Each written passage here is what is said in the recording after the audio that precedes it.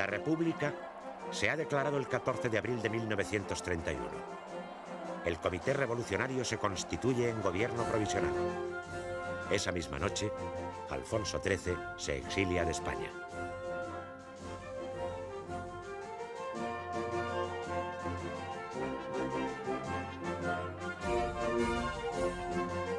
Londres y Washington temen, sin embargo, por sus inversiones. Reconocen al nuevo régimen de mala gana. Su relación con la República no se verá exenta de sobresaltos.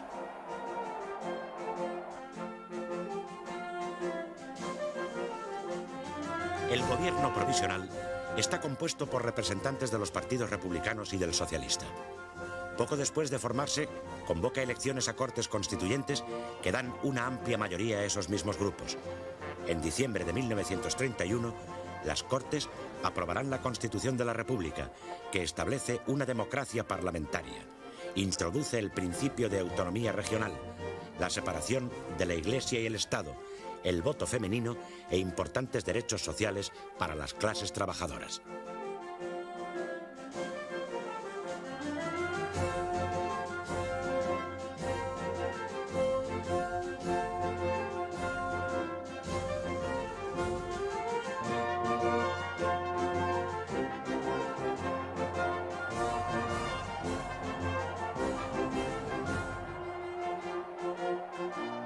En el mismo día de la proclamación de la República, el presidente del gobierno provisional, Niceto Alcalá Zamora, manifiesta: la crisis de España no es política, no es siquiera de régimen, es histórica con toda su trascendental amplitud.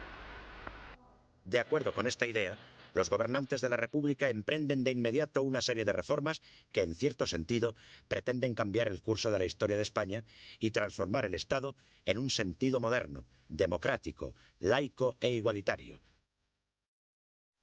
Sin embargo, extensos sectores de la sociedad española no se sentirán identificados con el nuevo régimen, aunque inicialmente tampoco les sean hostiles.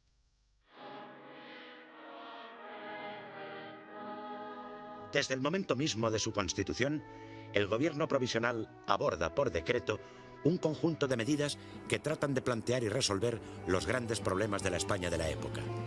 El problema social y muy particularmente el agrario.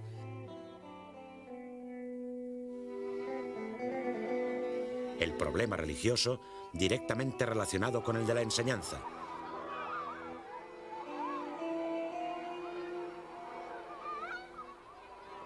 El problema militar y, finalmente, el autonómico.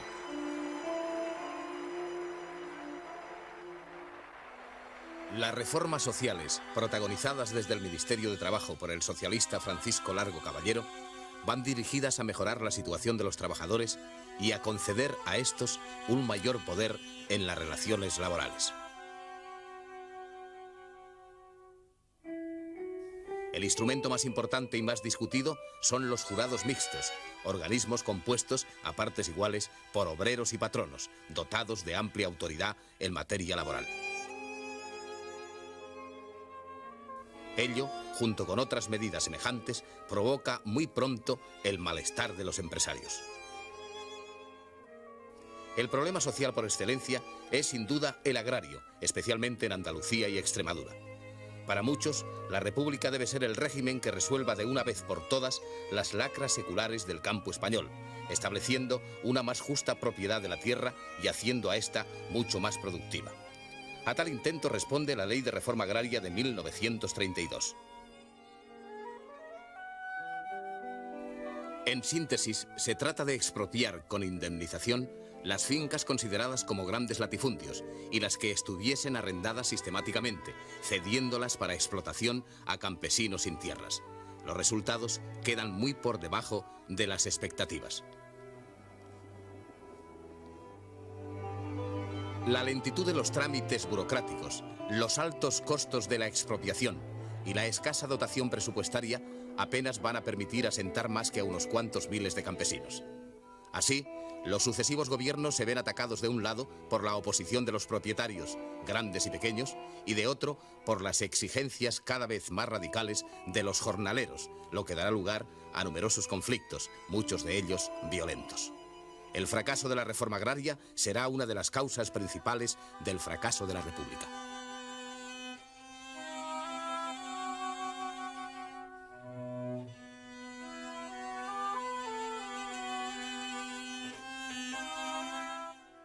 Otro problema de gran trascendencia afecta a las relaciones con la Iglesia.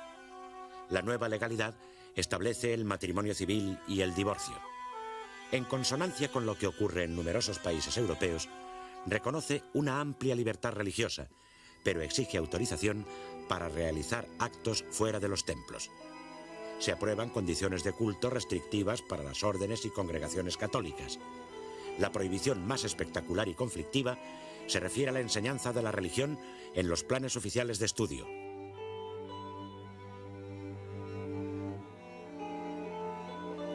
La inquina anticlerical se ceba con la Compañía de Jesús, que es disuelta. Muchos de sus miembros se ven obligados a salir de España. Todo esto hace que la jerarquía eclesiástica y la mayoría de los católicos, que en un principio han sido respetuosos con el nuevo régimen, vaya distanciándose de él.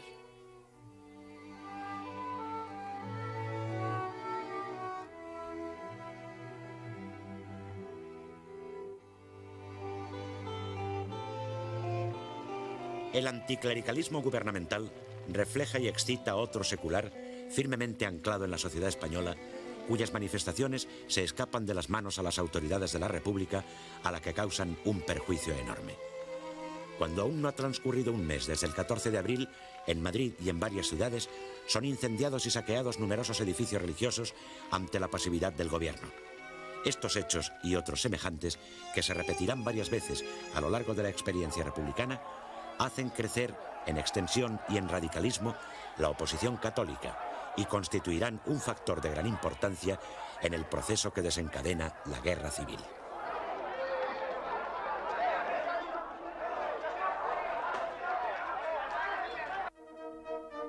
Otro de los grandes problemas cuya solución aborda la República es el militar. El ejército tiene un número desproporcionado de mandos en relación con la tropa y con las necesidades de defensa, un armamento y material escasos y anticuados y, como consecuencia, una preparación técnica deficiente en gran parte de la oficialidad.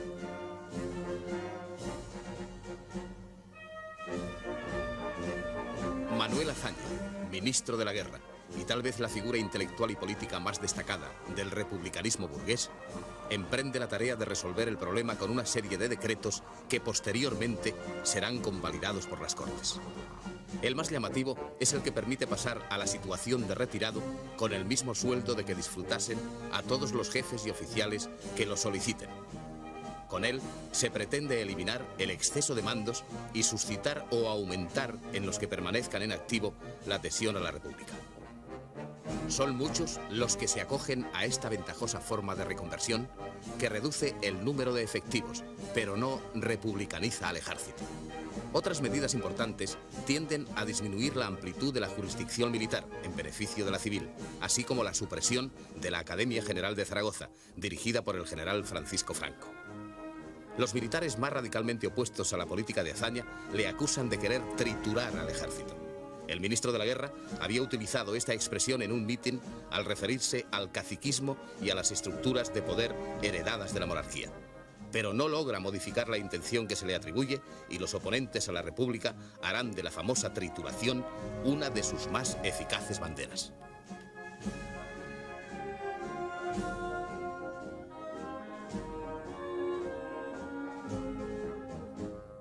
El nuevo régimen se enfrenta también con el problema de los nacionalismos y regionalismos. El 14 de abril se ha proclamado improvisadamente en Barcelona la República Catalana dentro de un proyectado régimen federal. Sin embargo, tras conversaciones con los representantes del gobierno central, a los 3 días se establece la Generalitat. La Constitución ofrece un cauce para resolver los problemas regionales y la posibilidad de crear entidades autónomas dotadas de un estatuto que les ofrece amplias posibilidades. Los catalanes son los primeros en hacer uso de tales facultades. En los meses inmediatos a la proclamación de la República, se redacta un proyecto de estatuto que es abrumadoramente aprobado en plebiscito y presentado al gobierno. En las Cortes encuentra numerosas dificultades por parte de los grupos anticatalanistas, pero es finalmente aprobado en septiembre de 1932. El proceso de transferencias transcurre sin mayores dificultades mientras gobierna la coalición republicano-socialista y la Generalitat de Cataluña desarrolla una intensa labor.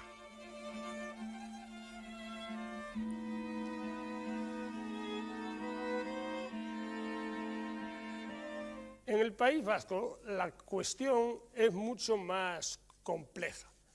Se destaca allí la fuerza importante del Partido Nacionalista Vasco, fundado en 1895 por Sabino Arana y cuyo lema es Dios y ley vieja. También persigue como objetivo la recuperación de las libertades de los territorios vascos que estima han sido perdidas durante las guerras y por las aboliciones del siglo XIX. Al mismo tiempo, otras reivindicaciones son el destacar la peculiaridad étnica del pueblo vasco y la defensa y desarrollo de su lengua, el euskera. Al alborear la República, no se puede decir que haya una fuerza hegemónica electoral en el País Vasco. Tienen gran implantación los carlistas y los socialistas, y en menor medida los republicanos. Sus posiciones políticas son coincidentes en unos temas y discrepantes en otros, lo que dificulta la elaboración de un proyecto de estatuto. En el verano de 1931, los grupos nacionalistas y carlistas consiguen que los ayuntamientos aprueben un anteproyecto estatutario que provoca la oposición de republicanos y socialistas. En abril de 1932 se elabora un nuevo proyecto de matiz claramente nacionalista que abarca a Euskadi y Navarra. Encuentra fuerte oposición en los navarros, mayoritariamente carlistas, y también fracasa.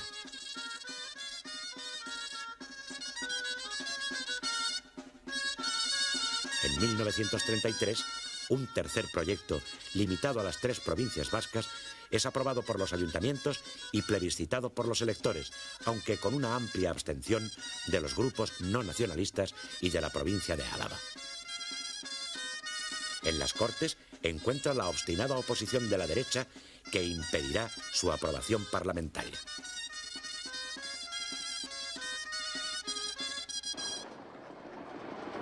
Todos estos problemas se desarrollan en un contexto internacional conflictivo.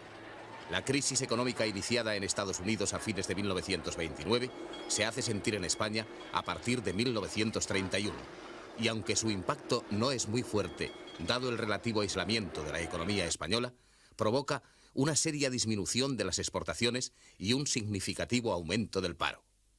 En este contexto, los gobiernos norteamericano y británico contemplan con suspicacia, con recelo, a la joven República Española. El representante de Washington en Madrid, Irwin Laughlin, siempre exagerado, teme por las inversiones yanquis en España. Contempla a la joven República deslizándose hacia la izquierda, incluso proclive al comunismo. El embajador británico en Madrid, Sir George Graham, es sin embargo mucho más ecuánime. El hecho más destacado del contexto internacional es, sin embargo, el auge de los fascismos en Europa. En enero de 1933, el Partido Nacional Socialista Alemán gana las elecciones y Adolfo Hitler es nombrado canciller con el apoyo de las fuerzas conservadoras. Rápidamente desborda a sus circunstanciales aliados, atribuye a los comunistas el incendio del Reichstag o Parlamento, obra de los propios nazis, adopta medidas de excepción y convoca nuevas elecciones que le dan un triunfo resonante.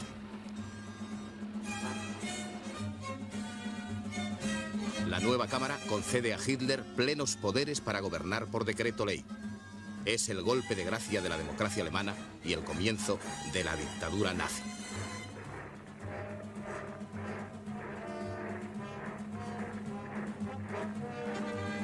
El triunfo hitleriano, unido a la consolidación y a los alardes cada vez más ostentosos del fascismo mussoliniano, agudiza el enfrentamiento entre las fuerzas fascistas y antifascistas en Europa.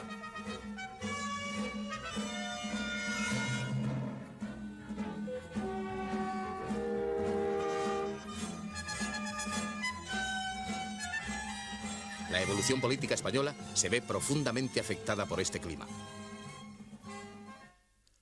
Los sucesivos gobiernos del primer bienio republicano, presididos por Azaña, van a lograr una parte importante de sus objetivos, pero al mismo tiempo sufren un fuerte desgaste. A las dificultades mencionadas se añade una oposición sistemática y creciente por la derecha y por la izquierda.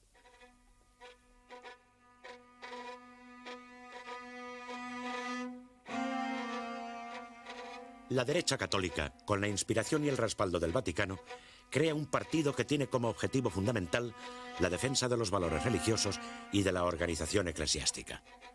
Se trata de Acción Popular, que acepta la República, pero que se opone a la política del gobierno Azaña. Los monárquicos, pasado el estupor de los primeros días, reaccionan y se agrupan en torno a dos publicaciones periódicas, el diario ABC y la revista Acción Española, desde las cuales emprenden una decidida lucha ideológica contra el régimen y sus principios. Los carlistas, por su parte, organizan una milicia paramilitar, el Requeté, que desde el primer momento se entrena para derrocar a la República.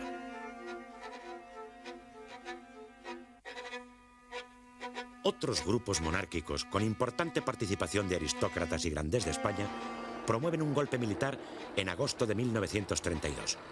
Lo capitanea el general José Sanjurjo, que se pronuncia en Sevilla.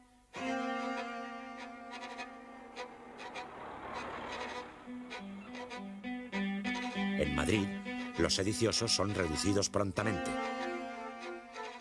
La guarnición sevillana abandona a Sanjurjo, que es detenido en Huelva.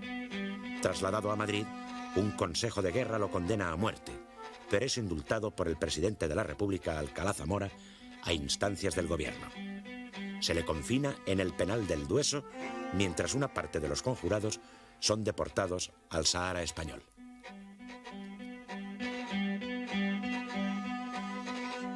El fracaso de Sanjurjo induce a los grupos antirrepublicanos a preparar un golpe de Estado más eficaz. Entre sus promotores destaca Antonio Goicoechea, fundador del partido monárquico Renovación Española a comienzos de 1933. Su propósito, solo conocido por los más allegados, es preparar un golpe de fuerza, para lo cual resulta necesario hacer propaganda en el seno del ejército. Sostiene que el problema de España solo puede resolverse fuera de las vías legales y con el apoyo extranjero. Su correligionario José Calvo Sotelo, ministro de Hacienda durante la dictadura, se desplaza a Italia acompañado por Juan Antonio Ansaldo y mantiene contactos con los dirigentes fascistas.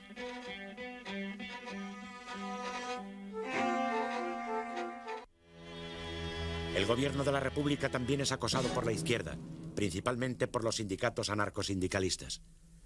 Partidarios de la acción directa y de la revolución social, entienden que no pueden conseguir sus aspiraciones respetando la legalidad de una república burguesa, por lo que desencadenan en varias ocasiones huelgas insurreccionales. Así ocurre, por ejemplo, en Cataluña, donde se proclama el comunismo libertario. La Algarada es dominada por el ejército sin derramamiento de sangre.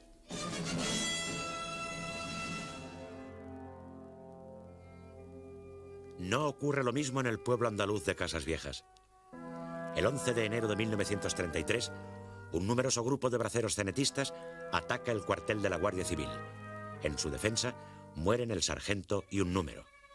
Refuerzos de la Benemérita y guardias de asalto ponen en fuga a los insurrectos, pero su dirigente, apodado Seis Dedos, se refugia en una choza con familiares y vecinos. Conminados a salir por el jefe de la fuerza, capitán Rojas de la Guardia de Asalto, se niegan, por lo que se ordena incendiar el refugio. 2 personas que intentan salir caen abatidas por los disparos. Los restantes mueren calcinados y varios detenidos más son pasados por las armas. La tragedia causa estupor en la opinión pública y desconcierta al gobierno. La derecha culpa al propio Azaña de lo sucedido e intenta derribarlo en el Parlamento. La izquierda proletaria se aleja cada vez más de una república que la Constitución define como de trabajadores de toda clase y cuyas fuerzas del orden reprimen de tal suerte a los campesinos. Casas Viejas es mortal para el gabinete Azaña, que cae meses más tarde. Mientras el gobierno republicano socialista se desgasta, la derecha legalista convierte Acción Popular en un potente partido de masas, bajo la advocación de la religión, la familia, el orden y la propiedad. Este partido aglutina a una gran masa de afiliados y simpatizantes de muy diversa procedencia social, unidos sobre todo en la defensa de los valores católicos tradicionales. El líder indiscutido es José María Gil Robles, catedrático de la Universidad de Salamanca. Promueve la creación de un frente de derechas contra lo que él considera como marxismo y orienta sus esfuerzos a forjar una gran coalición capaz de derrotar en las urnas al gobierno de Azaña. Esta coalición surge en marzo de 1933 con la formación de la CEDA, Confederación Española de Derechas Autónomas, cuyo objetivo estriba, según su programa, en la revisión constitucional implacable, especialmente en materia de religión y de enseñanza, y en el concepto social anticolectivista y antimarxista. La CEDA es un grupo heterogéneo en el que junto a verdaderos democristianos que controlan el aparato, coexisten hombres de extrema derecha que progresivamente se inclinan hacia la tentación fascista.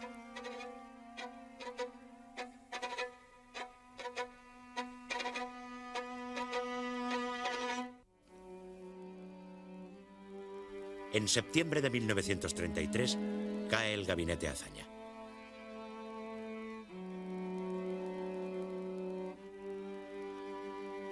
Dos meses más tarde se celebran elecciones generales en las que las derechas obtienen un gran triunfo.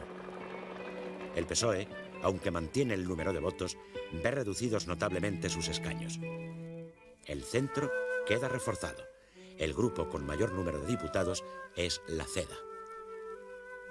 Sin embargo, el presidente de la República, en uso de su función moderadora, nombra jefe del gobierno a Lerroux, líder del Partido Republicano Radical, que ahora practica una política claramente moderada. Alcalá Zamora pretende evitar así un mayor desplazamiento hacia la derecha y la consiguiente reacción de las izquierdas.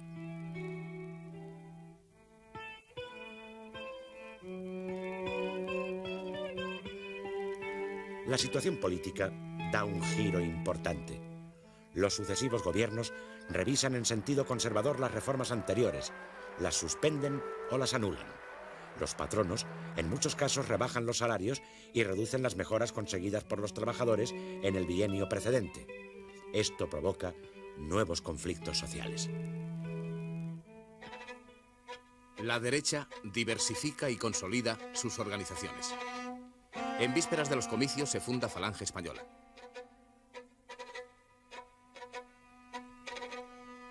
Contraria al liberalismo y al marxismo, doctrinas que considera caducas y pretende superar, es declaradamente antirrepublicana y está impregnada de un fuerte nacionalismo españolista.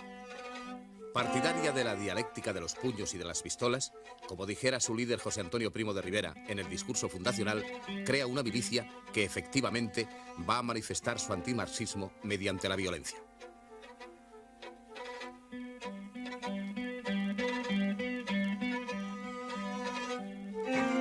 Pero inicialmente, Falange es un grupo minoritario y poco significativo. Más influyentes son los hombres de Renovación Española, que unidos a los tradicionalistas, intensifican sus acciones contra el régimen.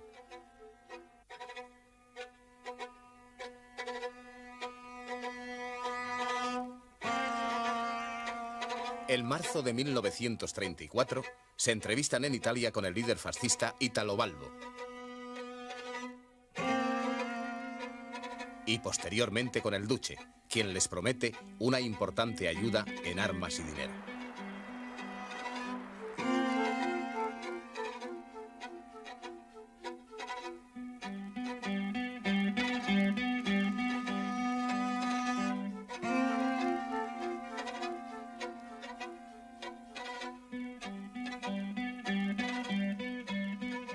Por su parte, las Juventudes de Acción Popular crecen en afiliados, capacidad organizativa y radicalismo. El mismo mes de marzo de 1934 realizan una gran concentración en el Escorial, donde aclaman a Gil Robles a los gritos de «jefe, jefe, jefe», de claras resonancias fascistas, y se declaran autoritarias, antidemócratas y antiparlamentarias.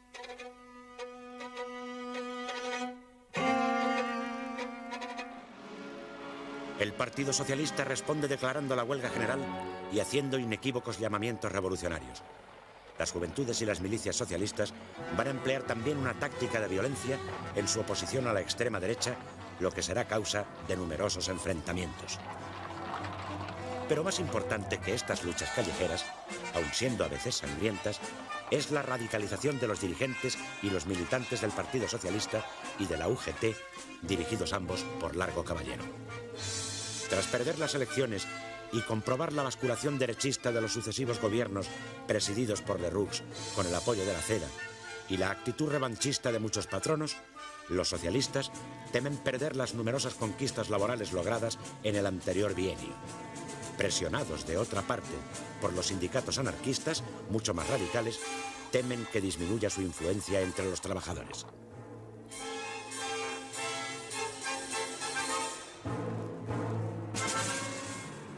El ascenso del fascismo en Alemania y Austria, donde el canciller Dollfuss reprime duramente una insurrección obrera, aumenta los temores.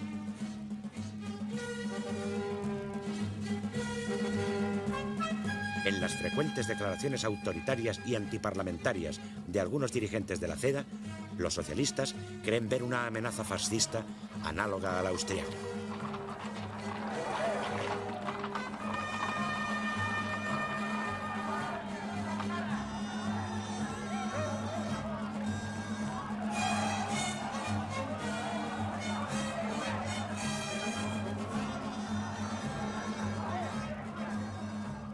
Y así, desde 1933, la dirección del PSOE se manifiesta cada día más decidida a tomar el poder por la fuerza, rompiendo la legalidad republicana y a cambiar la política moderada que hasta entonces venía practicando por otra claramente revolucionaria.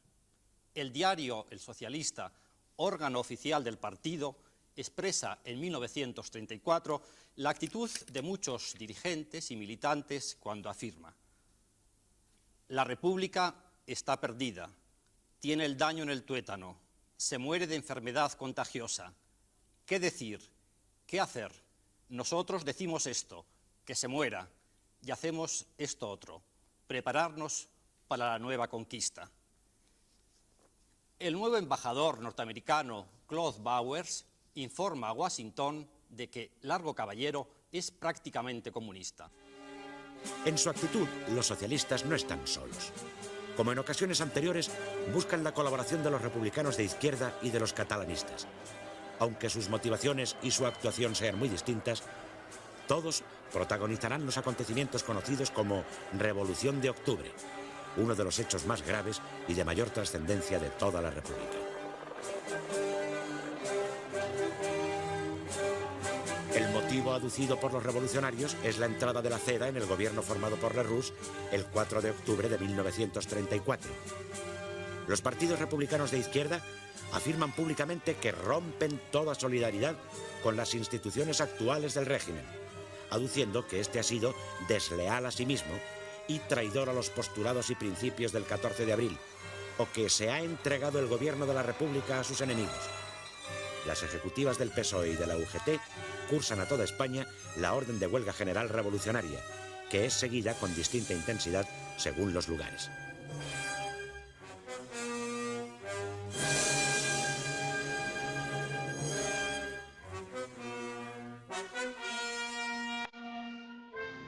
En Cataluña se produce una rebelión de la Generalitat contra el gobierno central.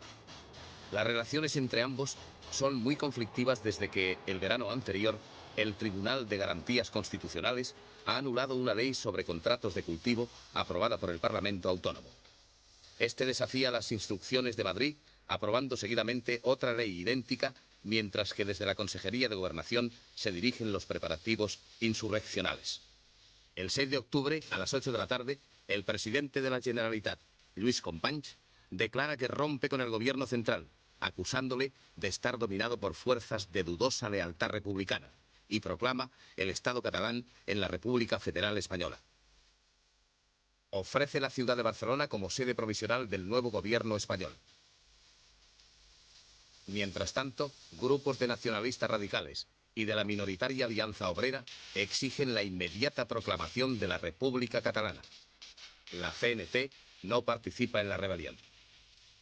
Companys requiere al jefe de la división, general Domingo Batet, que se ponga al servicio de la Generalitat, pero este se niega. Batet, militar catalán liberal y republicano, mantiene su fidelidad al gobierno central y declara el estado de guerra. Se lucha en algunos puntos de la ciudad durante la noche. Las tropas llegan al Palacio de la Generalitat y a las 6 de la mañana, Companys comunica telefónicamente su rendición. El gobierno suspende el Estatuto de Cataluña y ordena centenares de detenciones.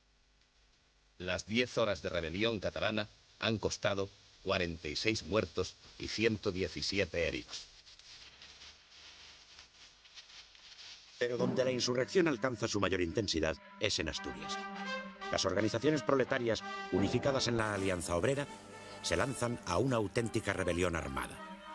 Asaltan las casas cuartel de la Guardia Civil, se apoderan de la cuenca minera, crean comités revolucionarios y ocupan las fábricas de armas. Entre sus actos de violencia son especialmente llamativos los realizados en la Catedral de Oviedo, el incendio de la biblioteca de la universidad y la apertura violenta de las cajas del Banco de España.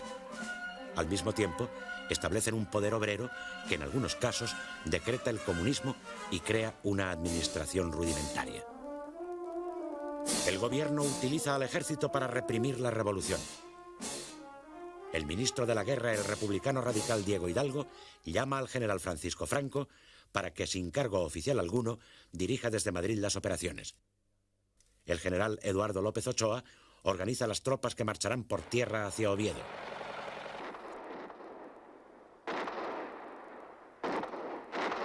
Fuerzas de la Legión acuden por mar desde Marruecos. El día 8 es tomado Avilés.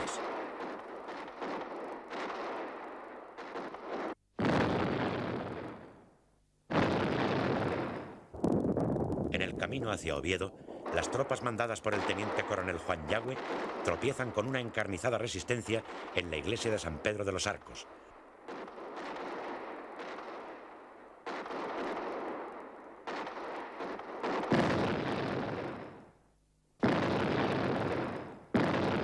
Donde muere, empuñando una ametralladora, la joven comunista Aída Lafuente, de 18 años. Pronto será mitificada como heroína de las luchas proletarias. El 19 se liquidan los últimos focos revolucionarios. López Ochoa, republicano y masón, gestiona la rendición de los insurgentes para evitar mayor derramamiento de sangre.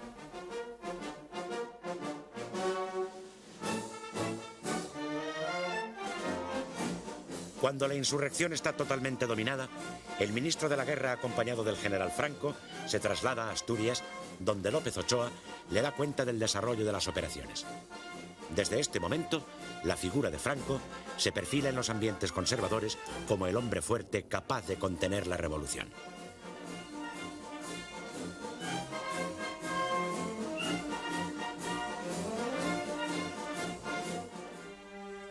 El balance de víctimas es trágico.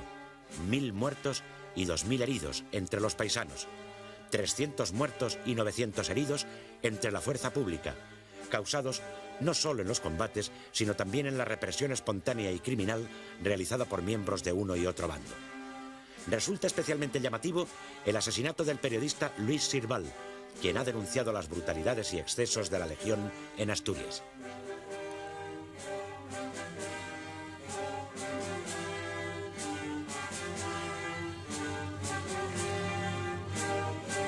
Las represalias se extienden a toda España. Son detenidos y procesados los principales dirigentes del movimiento, así como muchas personas acusadas de participar o colaborar en él. Ingresan en prisión unas 30.000 personas. Las casas del pueblo son clausuradas. Se suspende la mayor parte de la prensa obrera. Se limitan las actividades de los partidos de izquierda y se establece la censura previa. Si la acción de los revolucionarios encona los ánimos y suscita los odios de numerosos derechistas, la represión gubernamental provoca un efecto similar en la izquierda. Cuando el presidente de la República, Aniceto Alcalá Zamora, recordando el caso del general Sanjurjo, consigue la conmutación de la pena de muerte de los militares condenados por haber actuado a las órdenes de la Generalitat de Cataluña, una ola de indignación se levanta en toda la derecha. Los sectores más extremistas, Falange y Renovación Española, piden abiertamente un cambio de régimen. La izquierda intenta justificar la Revolución de Octubre como defensa del auténtico espíritu republicano. En realidad, con su acción, ha contribuido a abrir una honda brecha en el seno de la sociedad española. La izquierda en general y el Partido Socialista en particular han sido quienes han promovido esta actuación. La derecha, al reprimirla de la manera como lo hace, también contribuye igualmente a ahondar esta brecha entre los españoles. Los moderados se encuentran ya rebasados por su izquierda y por su derecha, y en estas condiciones la reconciliación se hace muy difícil. A lo largo de 1935, los sucesivos gobiernos radicalcedistas acentúan su política derechizante, que tranquiliza a Londres y a Washington.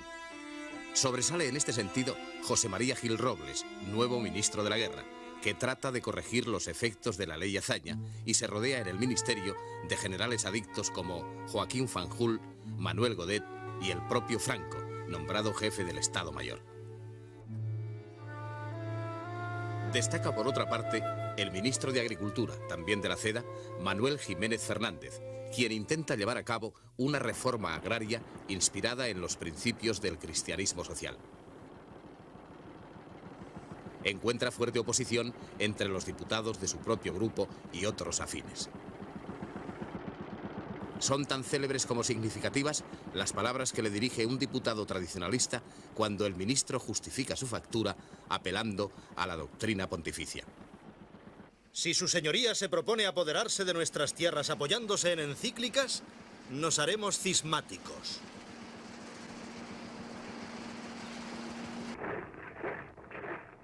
Mientras tanto, continúan creciendo los fascismos en Europa.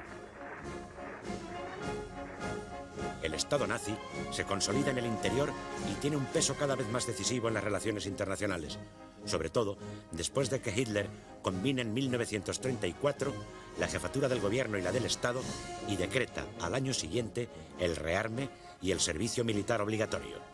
La política de Berlín fascina a los autoritarios e infunde temor a los demócratas.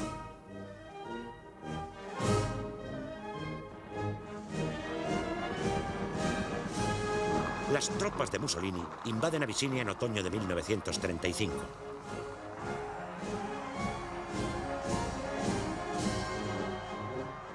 Las protestas del Negus Haile Selassie ante la comunidad internacional y la condena de la Sociedad de Naciones son totalmente ineficaces.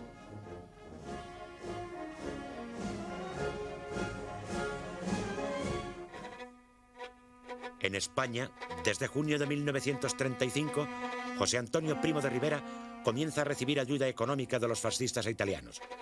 Por orden del yerno de Mussolini, Galeazzo Ciano, y a través de la embajada italiana en París, se le entregan 50.000 liras mensuales, cantidad equivalente a unos 4 millones de pesetas de 1986. No se informa del asunto a la embajada en Madrid.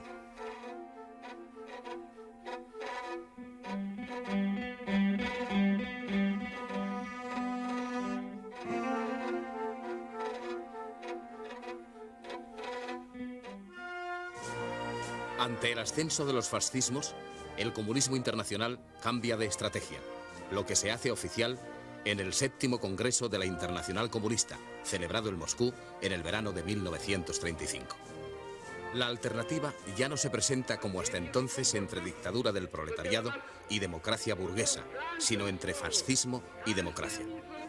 La política a seguir será el establecimiento de frentes populares, es decir, la alianza del proletariado con las clases medias, de los partidos socialistas y comunistas con los burgueses antifascistas frente al enemigo común.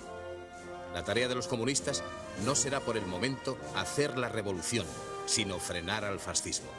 La nueva estrategia va a aplicarse en varios países, entre ellos España. Washington y Londres la contemplan, sin embargo, como un mero cambio de estrategia en la marcha hacia la revolución. El gobierno se deteriora cada vez más. Los radicales, que han sufrido varias escisiones, quedan totalmente desprestigiados cuando se descubren escándalos económicos en los que están envueltos destacados personajes del partido. El juego llamado extraperlo pronto se hace sinónimo de corrupción y de mercado negro. Todo ello obliga a la CEDA a deshacer la coalición gobernante. En diciembre de 1935 se produce la crisis.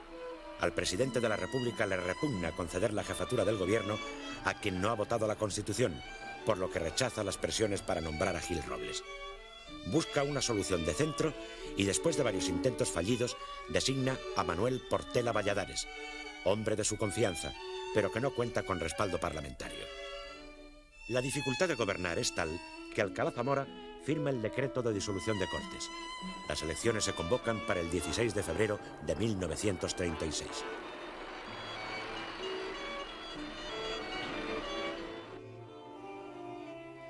La izquierda se ha rehecho considerablemente, como demuestra el mitin de Azaña en el Campo de Comillas, cerca de Madrid.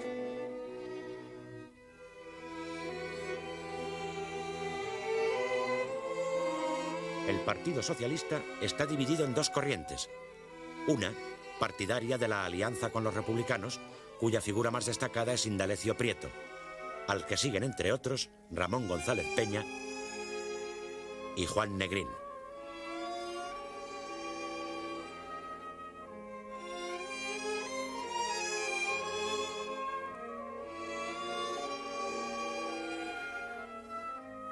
La otra, que acepta esta alianza para liberar a los presos, pero que pretende superar la República burguesa, es la dirigida por Francisco Largo Caballero. El veterano líder sindical afirma en un mitin: nuestro deber es traer al socialismo, pero no a secas. Hablo del socialismo marxista, del revolucionario. La República burguesa no es sino una etapa en el camino que conduce a la República socialista.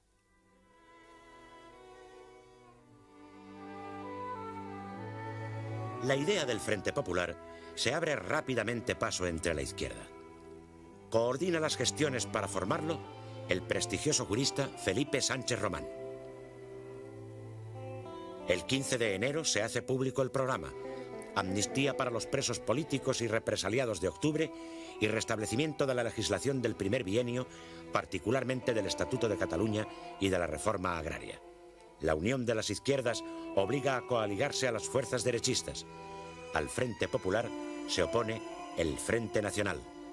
Aunque hay algunos partidos de centro, en el panorama político se refleja la división de la sociedad española en dos grandes bloques antagónicos. En un primer momento, su enfrentamiento va a ser solo electoral.